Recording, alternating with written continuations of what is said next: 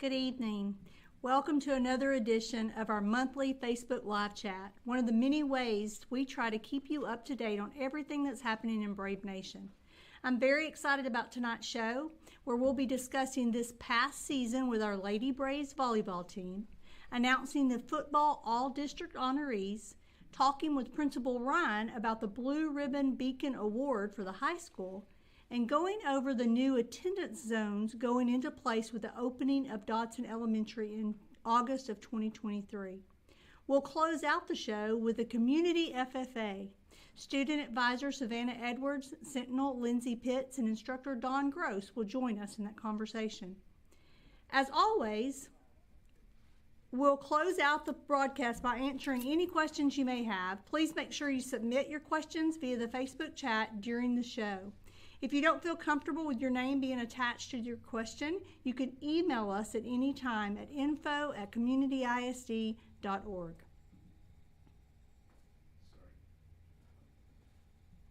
Let's jump right on in with our first guest appearance tonight. Joining me now are three representatives from our by-district champion Lady Braves volleyball team. From my closest here, we have Coach Savannah Himes, plus student athletes Grace Cruz, Destiny White, and Jolie Buse. Thank you so much, ladies, for joining us tonight and talking a little bit about what's happened over the last few months with our volleyball team. We'll start with you, Coach Himes, and get everybody warmed up.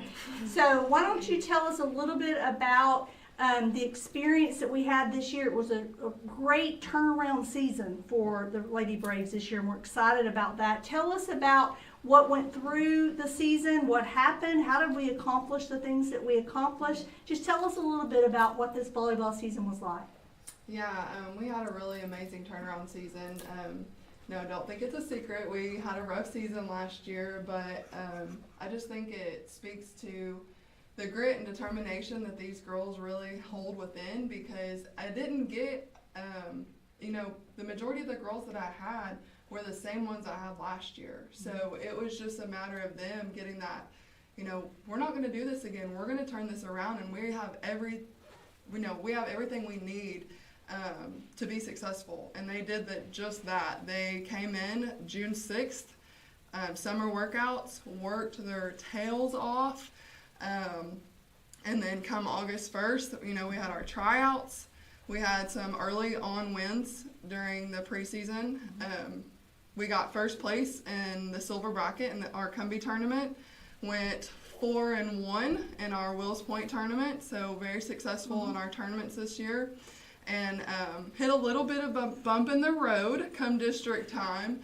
But they definitely did not let that hold them back. They really came together and just decided to go for it, and we earned ourselves a playoff spot and won our by-district round. And so overall, it was a really amazing season. Awesome. Well, we're going to switch to the girls and ask them a couple of questions, but before I do that, I want to just say this. I think you're selling yourself a little short. Well, I think these girls have really put in the work and turned that program around. A lot of that goes back to you and being the leader with that team and really showing them how they do that. So I commend you for what you've done with that same group of girls and how you've worked to really make it a great season. So definitely think it is the girls and what they did, but the coach had something to do with it too, so we appreciate that. Girls, let's talk to you for just a little bit. Why don't you share with us a little bit about your role on the team? What position do you play? How did you contribute to what was going on the floor? And then it kind of explain to everybody out there what your positions are responsible for. There's a lot of people who may not know about the positions in volleyball and what each person does and the plays that are out there. So tell us a little bit about your particular position and then what you do or what you're responsible for on the floor. Okay, so I'm the setter. Okay. And basically I'm the quarterback of the offense. So I tell the hitters what play they're running in the exact rotation, and they always kind of look at me if we're stuck in a rotation or if we can't get out of it. So I'm changing it constantly to try and get out and earn us a point. Wow. Love that analogy. You've thought about how you were going to explain that. That's awesome. Good. Destiny, what about you? Well, I'm a middle, and so basically what I do is I'm just responsible for putting up a pretty big block and, just protecting the back row from any hits or any kills coming over the net. And you did a great job with that. Thank you. So I was a setter and a right side. So I would either play in the back row and play the same position as Grace whenever she would get around the front row. And I did a lot of what she did, being like a quarterback and having to call different hits and tell people what they were doing. And then whenever I got around the front row, I was a right side. So basically, other teams like to put their big hitters as outside, and I would have to put up a big block and stop them from just shoving it right down our throats. Awesome, good. Coach Hyman, as you look back over this, I know there's been a lot of really fun moments for you. It's been an exciting season. It was. Last year, getting in here and learning who these girls are and really getting to know them, building those relationships, I know that was important. But as you look back over this particular season, what were some of the moments that stick out to you as really memorable? Like you will never forget those moments with these girls. Tell us a little bit about those moments, and then tell us what we can expect from the squad next year. Okay. I think 2 moments, and they just happen to be against the same team. But 2 moments that really stuck out to me was the first time that we played Sunnyvale. We came in as the underdogs. We were not picked to win whatsoever. They had just beat Farmersville, which everybody wanted to beat Farmersville, and they just did it. So, they were feeling pretty good about themselves. And then we came in and we took it from them in 4 sets. And then, everybody's like, well, was that a coincidence? Or, nobody really knew what to feel about it. But I was like, no, we're going to do it again. And sure enough, we went to their place, and it took us 5 sets, but it was 5 exciting sets. Like, I've never seen the girls play that hard, and even the girls who were not on the floor at the moment, we're just, hooting and hollering and stomping on the floor, and it was just... And then as soon as we got that 15th point, it was like everybody just rushed the floor, and it was just a really cool moment to see them all come together, because we've yet to go 5 sets with a team. And so for us to do that against a really big opponent was something I will something I will not forget. That is awesome. Well, let's hear about the same thing from you ladies. What is something about this last season? What's something that stands out as a really memorable moment that you won't ever forget? Destiny, we'll start with you. Okay, one of my biggest moments that I think throughout our whole season was probably whenever we played at the Cumbie tournament, and everyone was feeding off of everyone's energy and everyone was so excited, and the bench got so excited and hyped that they ended up taking cups and made megaphones out of them, and they were screaming and yelling and waving towels around, and it was just a really fun experience. Something about that team atmosphere, Yeah. Cheering you on, that's great. Jolie, what about you? My favorite would probably be, we had another tournament, I think it was in Sulphur Springs, and on our, between games, we stopped at Coach Hurley's parents' house, and they made us a whole bunch of food and had a mini barbecue, and we all just sat inside and ate together and jumped on the trampoline and just had a bunch of fun. Some bonding, team bonding time, right? Miss Cruz, what about you? My favorite memory was actually the bump in the road that Coach Hunt was talking about. Really? Yes, because I will never forget, after that. So it was the first game of district, and we had lost to Caddo. And we were doing so good up until that point, so it was kind of okay, what happened? Where did that just go? And so we sat in the locker room for probably at least 30 to 45 minutes. Our parents were looking, didn't know if we disappeared or not. And we were just all, saying what we felt, and you could tell after that talk everything was going to turn around, and we clicked after that moment. So it wasn't necessarily the loss, but what happened after the loss that Yes. really meant something to you and that you'll remember. Yes, That's ma'am. awesome. It sounds like you guys have a great team and have really built that relationship piece with those people. So, Coach, tell me about what's coming back. What can we expect next season? What are you looking forward to? Who's coming back? Who are we losing? Kind of tell us a little bit about that. Yeah, we're losing 3 seniors, but I believe we have some really good, strong JV kids that will be able to fill those spots pretty easily. I think it'll be a very smooth transition. We are scheduling a little bit harder competition, just a little bit, just to get the girls ready for district, and so that when we do get to district time, it will be, a piece of cake, essentially. So, but we do have 9 girls coming back, so a lot of the same ones. We'll have 8 seniors. Wow. So it'll be a really big season, but I definitely believe that we will earn another playoff spot. That's definitely something we're looking at, and we're coming in. We're coming in with vengeance for that area round, and it's going to be ours. So, Awesome. Ladies, what are you looking forward to for next year? Well, I'm a senior, so I'm not going to be here next year, sadly. What are you looking forward But- to outside of your senior year? Outside of my senior year, I'm looking forward to just, continuing my volleyball career in college, wherever that Awesome. is. As for community's volleyball team, I expect nothing but greatness. I think they're going to continue to do what they do and do it better. And you're going to be rooting them all on right along, right? I'm going to be watching it live. All every right, time. good. All right, what about you two ladies? What are you thinking? I think I'm most excited for just getting to enjoy and have fun playing with my friends my last season, and just really having that connection with them that I can't really find in anybody else. So. Great. I'm excited for another season because most of us have been playing together since 7th grade. So it'll be fun to have one last season together, and hopefully we make it a good one. And those kind of friendships are friendships that you just never lose. You've experienced some things, some emotional highs and lows with people that kind of have a bond that you'll never forget. So that's awesome. So, Coach Himes, we have a lot of people watching out there, a lot of younger girls who may be looking at these ladies and saying, I want to be like them. I want to do what they're doing and experience that. What can you tell parents about how do you get involved? How do you get your child ready for this level? How do you get them ready to be a part of the volleyball team? Yeah, so we actually do have a league that's ran through community, and we're actually expanding it this year to hopefully play against other school districts for, the younger ones who, 6th grade and younger. So I would definitely encourage them to get involved in those. There's all sorts of summer clinics around the Metroplex, especially with us being so close. Any time they can get their hands on their ball, even if it's just at home, these girls know there's a lot of drills that you can do against the wall. YouTube is lovely, and so that's really good for them. But also just if all the girls that are going to be in 7th grade or older, we do have summer workouts, and that's a great time to get up here and build those relationships that they're talking about, and just really be able to get their hands on the ball. And so that's where it starts.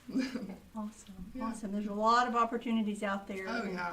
A lot of time for them to get involved. Destiny happened to mention watching the matches live next year, and we hope, Destiny, you're at every match. But you're also going to be at college, hopefully pursuing that volleyball. So if you can't be here live, just remember that we always have those home varsity games on Community Braves Network. And so you can jump on that and watch that. So you can get that app on Apple or Google Play stores. And then even if you can't be here, you can catch all of the games and cheer them on, right? Of course. Okay. Thank you so much, Coach Himes. And ladies, I appreciate you guys being here. Congratulations on a wonderful season. We're so proud of you, and we appreciate how you represent this district with integrity in class. It means a lot to us, and watching you play is exciting. I love to come and watch you play and get excited. Coach, congratulations. Thank you. You've done a great job. And if you all will stick around, we're going to transition to our next section, but at the end we let everybody ask questions, and we may bring you back over and let you answer a few questions for people out in the audience. Okay? All right. Thank you so much. Thank you. As we transition from our volleyball team to Principal Ryan, we now have the privilege of revealing this year's all-district football honorees. So I'm going to read through these as we're putting some things on the screen for you to see our football players. Our first team football honorees are Mr. Sheldon Adams as corner, Quinton Hall as offensive utility and safety, Hayden Tanner for tight end and outside linebacker, and Jackson Younger for tight end. On our second team all-district, we have Jack Durkin for guard, Brandel Hernandez for kicker and safety. Stevie Hopper for center. River Medlin, quarterback.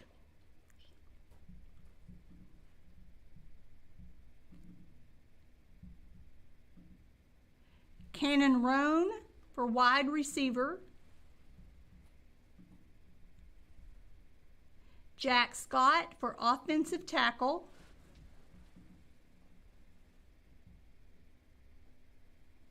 Carson Taylor for inside linebacker. And Jackson Younger for defensive tackle. Congratulations to all of these honorees. We are super proud of you and everything you did on the field this year for our Braves football team. Joining us now is Community High School Principal, Mr. Charles Ryan. Welcome, Principal Ryan. Thank you for giving us some of your time tonight to come and talk to us just a little bit. Last week, I joined you in, and also Associate Principal, Miss Eland, at the conference in Florida, hosted by Blue Ribbon Schools. So tell us a little bit, the audience, why you were there, and what that was for. Why were you there? What were you doing? And then how were you representing Brave Nation? Absolutely. Well, first, thanks for having me on. It's always a pleasure to come and speak with you. So we were down there for the Blue Ribbon Schools Conference, and we have been selected as a Blue Ribbon Beacon School. And then Miss Island and myself were selected to present some of the great things that we're doing at the high school and to share some of the tips and tricks and things that we're doing. And so we talked about building leadership, we talked about safety and security, and then also about some instructional techniques that our teachers are doing in the classroom. So obviously, you know, there to celebrate our award, but also to get to share, and then also to attend the conference and learn and bring back a few things to enhance and make ourselves better. So there's probably a lot of people out there who don't know what the Blue Ribbon School system is or why we would get that award. So tell us a little bit about what that award is, why was the high school honored, why did the district receive that, and what did you have to do to earn that award? So it's been about a year-long process. Last October, we were contacted by Blue Ribbon and talked to them about kind of their process. And they are a nationally recognized program, and they have 9 standards. And the standards vary from everything from school culture to relationships with teachers to classroom instruction. And basically, it's just kind of a holistic overview of these are 9 areas, and within those areas there's more details in there, but these are 9 areas that quality schools are good at. And so they send someone out, there's a survey that's conducted for staff, for students, and for parents, and then they come and they observe, basically take 2 days and kind of walk through the school, see what's happening in classes, what's happening in passing periods, at lunches, and get kind of a total view of what your school is. And then from there, they give you a report back, and it's an outside look of how you're doing, what you're doing well in, where you can improve, and you develop a game plan with them. And then it's a year-long process of basically coaching and growing as a principal, as a leadership team, and then as a school, and you put things in place to improve in those 9 areas. And then once you have achieved success in those 9 areas, then you're eligible for the award. And so it's really been a great opportunity to steal your line. You're either green and growing or ripe and rotting. And so the high school had some really amazing things in place, but looking for what else can we do? How can we improve? How can we serve our community better? And so it's been a great process for me to grow as a leader, but also for our school to grow. And so it was really rewarding to see all that hard work that our students and our staff has put in, and to see it come to fruition in this award. Right. It's a great privilege for me to be there and to be able to watch that on a national level, to see you walk across that stage and receive that award. It says a lot about this district, a lot about you and your leadership and what's happening on the high school campus. So congratulations with that. Great job. You did a great job for that. Tell us now that you've received that Beacon Award. I know that this is a continued step process. So what comes next? So the next process is the Lighthouse Award. And so again, it's those same things and continuing to grow and improve and show to show that growth. And so we'll continue to work with Blue Ribbon. We'll continue to work with our assessors on where, same thing, where can we get better and how can we improve now? And so continuing to take those next steps, and we hope to be going back next year to be receiving our Lighthouse Award. So is it usually about another year? It can be. It depends. The great thing about this program is, there's not okay, you have to get it in this timeline. They're going to work with you. And so that's, I guess, my personal goal. But they'll continue to work and grow with us and give us feedback and help us to get better. And it can be a year, it can be longer than that, but that's kind of my personal goal. So I guess too, in addition to you and your leadership, we need to give a shout out to those staff members, that administration team on all of their hard work and the things that they did to be able to achieve this. Absolutely. I feel very blessed to work at the high school. We have some of the best kids in the state, and we have some amazing teachers, and it was really, they're the ones that were doing the work. They were the kiddos that were in the classrooms, that were putting pencil to paper, and the teachers that were planning the lessons and making those relationships and those great things happen. And so, to get to be a small part of that is truly humbling, because we have amazing teachers and amazing kiddos. Awesome. I think one thing too about this award is there's a lot of things across the nation that you can apply for and send paperwork in for to get recognition, but this actually sends someone to the campus to be on the campus, to feel what it feels like on the campus, to see the culture and the kids and everything working before the award is given. So this is like they've come in and made sure that you're doing what you said you were going to do on paper. Yes, absolutely, and it's very strenuous, and to check that box. A lot of times people say that as, you just check the box, but to check the box and to make that happen, you truly have to have proof of this is what we're doing and this is how we're doing it. And so, like I said, it was I feel like I was grown and stretched as a leader to be able to go through those things and think outside the box, and to be able to talk to National Principals of the Year and get feedback from them, and someone that is truly honed their craft. It was a very humbling experience, but it was a great experience to grow. And like I said, it just to see our staff kind of embrace it and see our students embrace it, and we knew we were doing good things, and while there were areas to improve, to be able to come in and to see people from a national level go, yeah, you guys are doing great in this area, and to be able to share that with the staff has been really special. So great. Thank you so much for coming and talking to us a little bit about these questions and explaining why we should be excited about this award and the achievements that we've made as a campus. If you will, stick around a little bit, and we're going to let people ask questions at the end. But thank you so much for coming. Congratulations to you. Congratulations to your campus. Thank you so much. As we transition to our final guest, we're going to take a look at some new attendance zones which will go into effect in August of 2023 when our new elementary, Dotson Elementary, opens its doors. You'll see the new attendance zone on the screen now. On the left or the west side of the map, marked in purple, is Neesmith Elementary's new attendance zone. Dodson Elementary, which is the new elementary that will be opening in August, is in yellow. It now covers the southern half and the middle of our district. McClendon Elementary is in green, and it will continue to serve our bilingual elementary for all students regardless of their attendance zone, and also for all other students now in the northern half and middle of the Brave Nation. Roderick Elementary is marked in pink, and it will take on our students that live in the right side or the east side of our district. If you have questions specifically about this attendance zone, please let us know. You can email us and ask questions, or you can put some questions in the chat tonight. Just so you know, these changes that are happening in our attendance zones are necessary in order to ensure that each of our campus does not become overcrowded as new homes are added to our district, and to put our students and our staff on their best footing for the coming school year.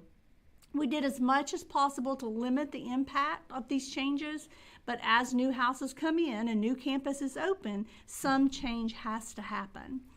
For the 2023-24 school year, the middle and high school attendance zones will stay the same because there's only one campus for 6th through 8th grade, Edge Middle School, and only one campus for 9th through 12th grades, Community High School.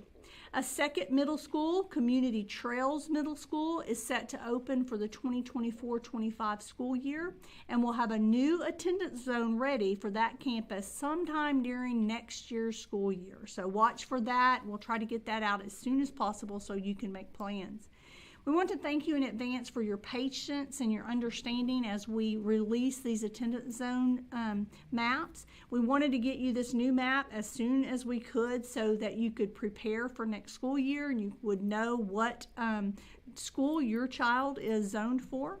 We'll have a searchable version of this map posted online closer to when registration starts for the 23-24 school year. But for now, you should be able to zoom in on this map and really tell where your address falls. If you can't tell, you have specific questions, you are we're more than happy to answer those questions. Just send us an email and we'll look specifically on your address and give you some information. We would like to keep your personal information off of our Facebook chat. So if you would just let us know we need to contact you, we can do that. We don't want to get into looking for addresses tonight on there and answering that. So just let us know you need to talk to us. You don't have to put your personal information out there and we'll get back with you and we'll personally look up those addresses. So if you have questions, let us know. Again, we understand that this is going to move some people around. Some people are going to be going to different schools next year, and we have to do that as we're increasing enrollment this year by over 700 students and expectation of increasing another 700 next year. We have to spread our kids out to have enough room to give them a safe and secure environment for their learning. So as we're doing this, we're really trying to get the information to you as soon as possible with as much transparency as we can provide. So let's move on to our next guest. Our final guest tonight are Dr. Lauren Gross. And Dr. Gross, I said your name wrong, and I want to explain that to you why I did that. I know someone named Don Gross, and I don't know why it came out Don Gross, but it just did. So Dr. Lauren Gross, who is our FFA facilitator, and we've just hired new to the district this year. We're excited that you're here and what you're doing in the FFA program and what we're seeing. We're excited about that. We also have tonight with us student advisor Savannah Edwards and Sentinel Lindsay Pitts. Welcome, ladies. We're so glad that you're here. Thank you for coming tonight and giving us your time and answering some questions for us about FFA. Dr. Gross, we'll start with you and then we'll transition and let our students talk a little bit too. But why don't you tell us a little bit about some of the activities and the events that the FFA has been participating in so far this year? Awesome. First, thanks for having us. Yeah. We started the ground hot in July. We started with the state FFA convention in Fort Worth. Mm-hmm. So for a week, the officer team was taken there to participate in leadership development opportunities, participate in different workshops with students all across state. Texas has the largest amount of FFA members in the country, so 15,000 members were present there, so very large. It was nice for me to see come from another state's a little smaller. It was a grand scale. The students enjoyed that. Over the summer, we worked on getting some things in line for the students to be able to participate in leadership developments this fall. It was the first time in 6 years community had participated in those, so we were really excited about that. Mm-hmm. We've really worked on getting the barn cleaned up, so our students who show and are keeping their animals in that facility, it is in a great condition for them, and it had a lot of improvements made thanks not only to their hard work, but the district. Have to give a shout out to the maintenance department. They've been in there helping get stuff cleared up, helping with any kind of electrical or other issues we've had. They've really put a foot forward on making sure we have great student opportunities and facilities for their animals. We've been hosting student socials.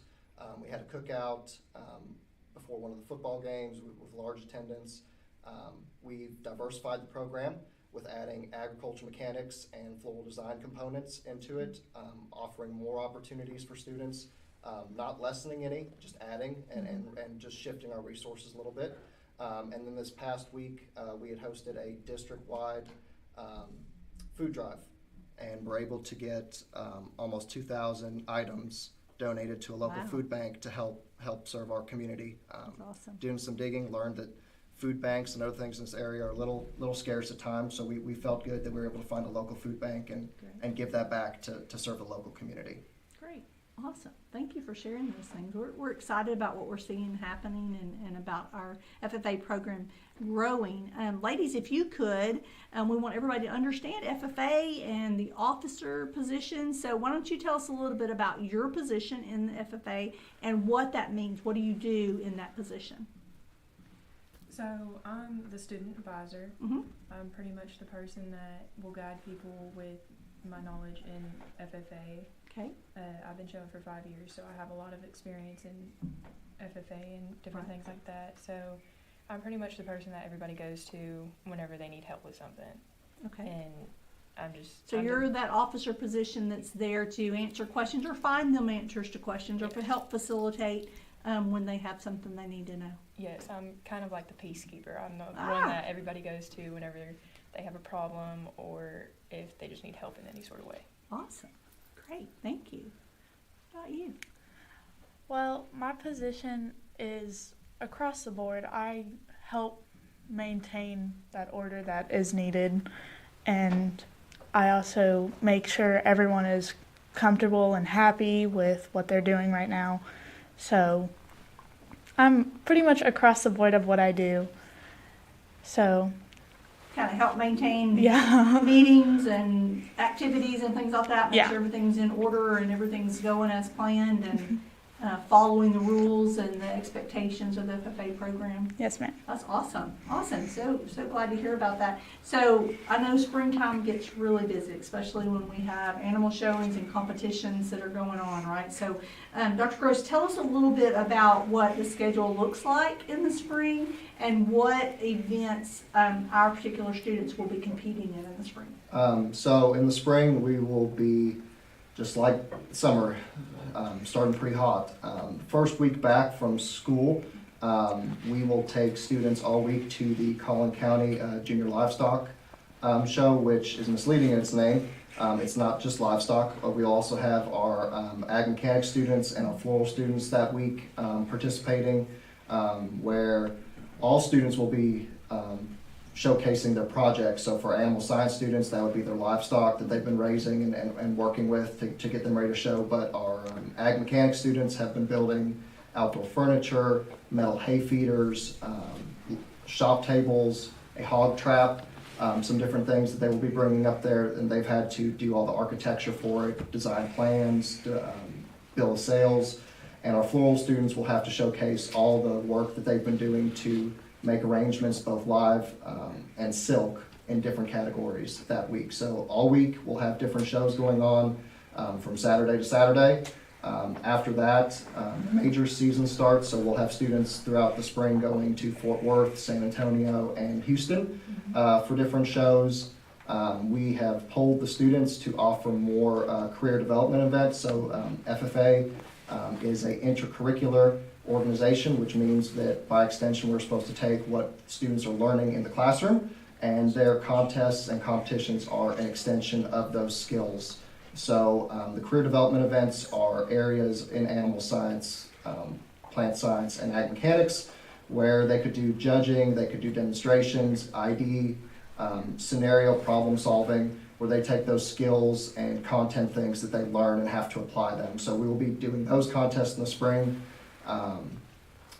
And there's a whole list of them, but we're trying to break it up. Since there's 4 of us now teaching ag classes, we're really trying to differentiate it enough. And we've had the students, luckily the students are really excited for all these opportunities, but we have told them that we need to take the opportunities slow and try to get some of them mastered instead of just bombing a bunch of them. So we tell them there's always next year to do more, but we are trying to get our grasp on and have some real learning and success in what we're doing. Awesome. So I know we're going to be in Collin County and other shows a lot over the spring. Tell me about what animals we show. So we have swine, goats, sheep, cattle, rabbits, and chickens that students show. Wow. And we even had some show at the state fair and some other shows this past state fair, and then throughout the fall that they show at smaller shows. So we have quite a few animals, including the rabbits and hogs, which make up the largest portion of our student participation. We have over 60 animals. Wow, that's great, great. And our junior FFA program is growing as well. We have more and more elementary students getting into Yes. junior FFA. That's awesome. So, ladies, why don't y'all tell us a little bit more about what FFA is? What does it entail? And maybe specifically, what are some of your favorite memories of FFA or things that you've done when you've been participating in FFA? So, one of my favorite memories is like the ride to state convention. Like we met him for the first time a week before that, and it was just a fun experience to get to know everybody better and bond with each other. Kind of like we were talking earlier about being on a team and those Yeah. people you're experiencing those things with. That's awesome. Mine was the team bonding at state convention. The first workshop we went to, we didn't know what we were doing, and we were just trying to get through that day because we had times mixed up. It was chaos. So we went in there and we made friends, and we got to know everyone better. We got to learn a whole bunch from those workshops. It was just a very fun day for us, even though it was chaotic and crazy. It was just so fun. And then later that day, we also hung out at the pool in the hotel, and it was just a nice Again, day. that bonding time experiences with your friends and getting to know your team of people that you have in FFA. So as you're looking back and talking to a lot of students who maybe aren't part of FFA, who are younger coming into high school or just looking at the program, what would be reasons that you would say, hey, come join FFA?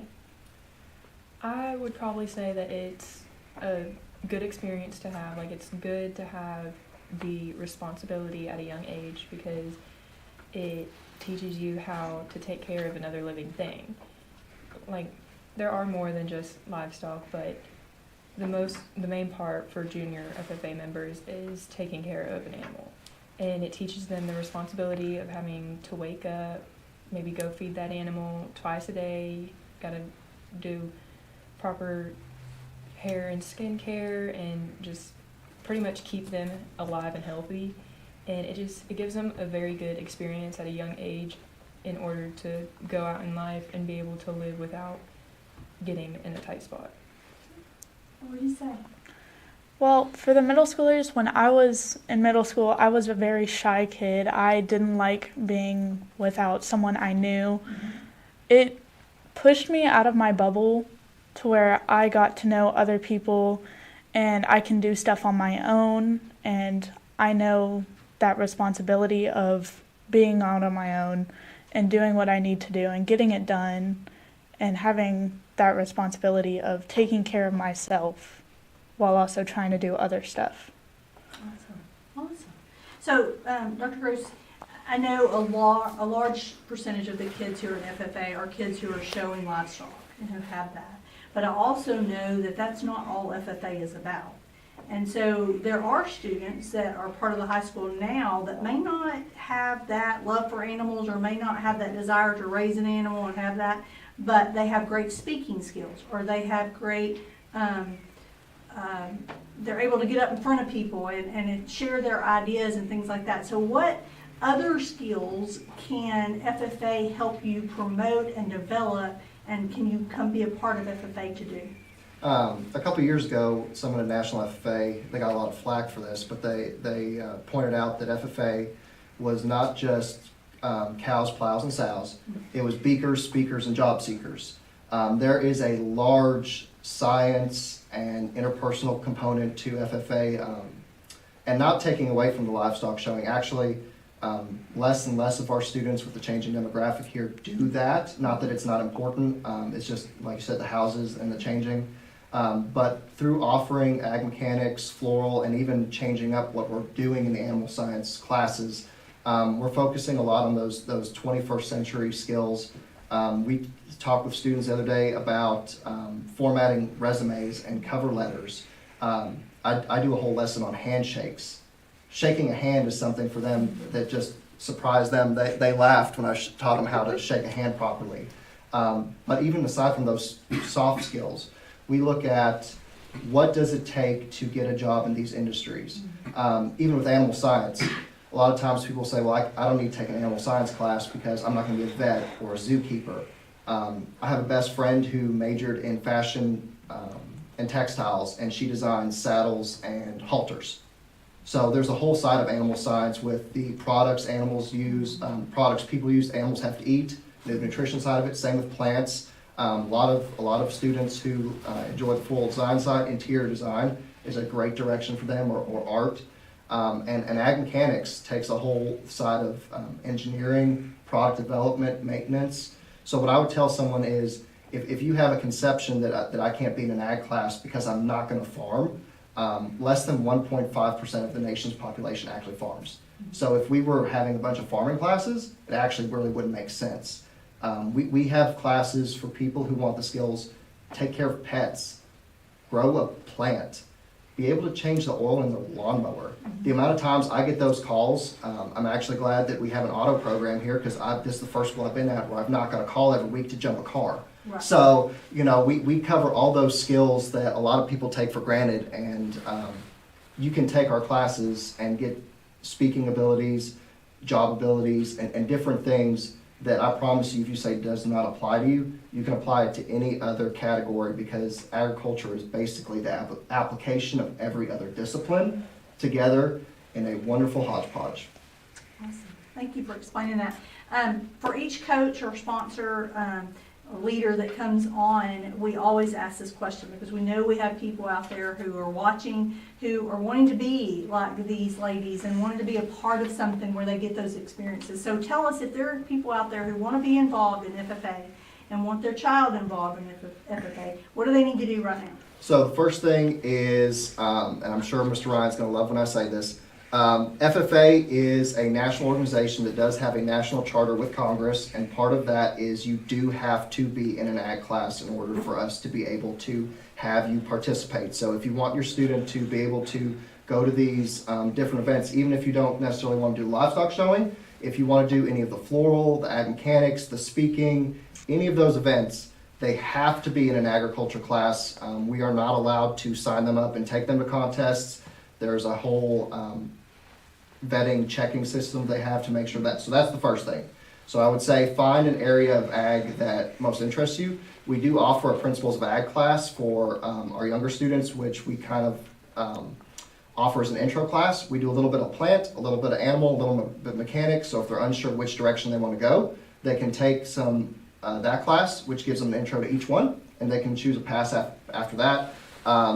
So FFA, only way is an ag class. So if you don't put ag as the top part of your schedule, you're going to have a real hard time arguing that with the guidance counselor. But if you have that at the top of your schedule and you want your kid in FFA, that's what I would tell you is have that conversation with guidance counselors. I want my kid to have those leadership and job and world opportunities. They need to be in an ag class because that is the only way they can participate. Awesome. So that takes care of our high school kids.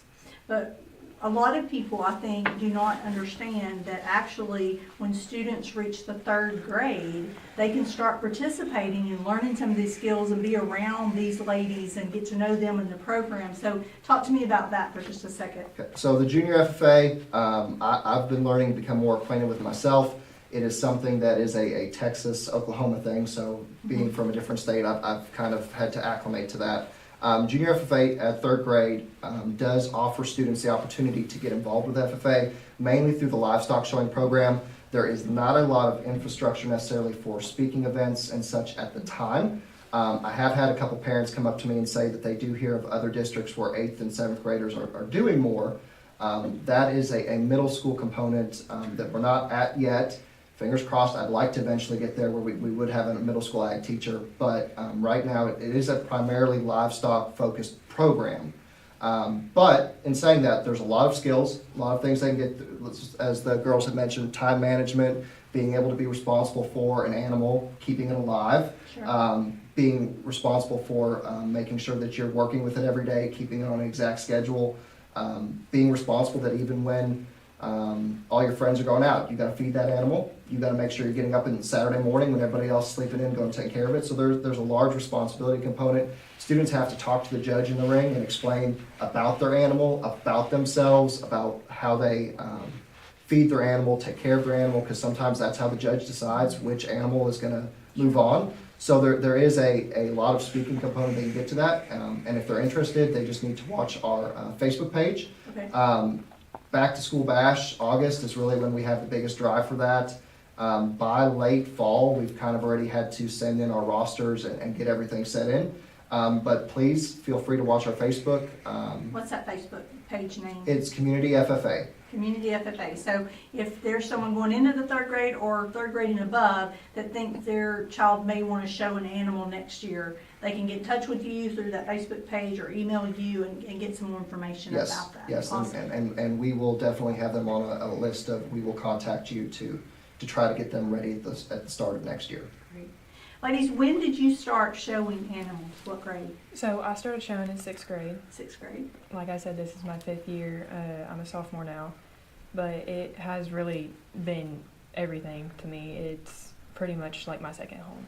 Awesome. So do you kind of wish you might have started a little bit earlier now that? Yes, I do. I actually didn't find out about it until I moved to community because Okay. I actually used to live in Wiley, and they never talked about it over there. And Awesome. I feel like whenever I moved here, that was almost all they talked about. Like FFA was the thing. And now that the school has grown and there's a lot more people here, I've noticed that it doesn't get talked about a lot, and I want to get our name back out there. Good. So there are kids out there who are 3rd grade to 6th grade that can get involved and be where you're at in a few Yeah. years, right?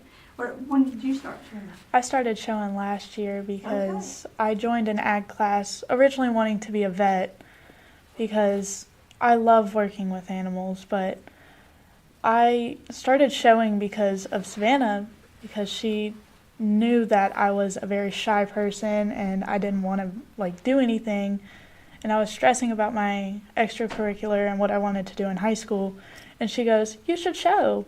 And so I started showing, and then it started becoming my family, and they decided that they'd like me as officer.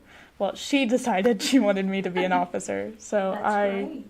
ran for officer, and That's wonderful. I'm here. I love to see that you're stepping out there and learning some skills, being tonight in front of lots of people and speaking. That's wonderful. It says a lot for the things that you're gaining from being a part of this program. So thank you so much for coming tonight and sharing with us. I appreciate it. If you guys will just stick around for a little bit, we'll see if we have questions that come in, and if we do, we'll bring you back over. So Awesome. thank you so Thank much. you. Congratulations on everything you're doing. I'm looking forward to that week at Collin County and seeing everybody over there, and then all the other things that we're doing in the spring. It's going to be an exciting year. So Thank you. thank you. Thank you very much for being here. So we're going to now switch to our question and answer session of this night. So far we have 2 comments or questions, 2 comments I think at first. So Michaela Welch has joined us, and she says, congratulations to our volleyball team. It was a great season, so congratulations ladies, from Michaela Welch. And then Jessica Helpers has said, congratulations to the high school. We're proud to see the high goals that are set and achieved by the high school campus. So congratulations. There's nothing else right now. We'll give them just 1 second to add any questions or comments. Of course, this is our attempt to be transparent and to get as much information out to our community as we possibly can. If you have questions that you want to send in, please do that at this point. If you have questions you would rather have answered individually or personally, please email. You can email me, or you can email info@community. My email is tanya.knowlton@communityisd.org. Please feel free to send me an email at any time. I'm very open to having conversations. I want to get to know you. As we're continuing to grow and expand, it's really important for us to make sure have open lines of communication and are communicating all the time. We are currently at about 40 4,157 students in the district. We have about 575 employees, and so we are really growing, and that's more and more people. So the more personal conversations that we can have, the better we can get at getting to know everyone, building relationships, and being able to serve you, our community, as a district. We still have no questions that have come in tonight, so I just want to say one more time thank you to our guests for being here. I appreciate you coming and sharing with us tonight, giving us some information for our... Why don't you guys come back on around with our camera. Can we switch back to that camera and let everybody see them one more time? You guys, come back over here so everybody can see you one more time. All of our friends can see everybody that's on camera tonight. So thank you all for being here. Congratulations with all of your achievements and your successes. We are going to have another Facebook Live on January the 17th at 6 o'clock. I encourage you to watch that. We will have some more student highlights that we will be looking at some of the achievements of our students at that time. Thank you so much for joining us tonight. Thank you for being here as our guests, and we will see you all on January the 17th.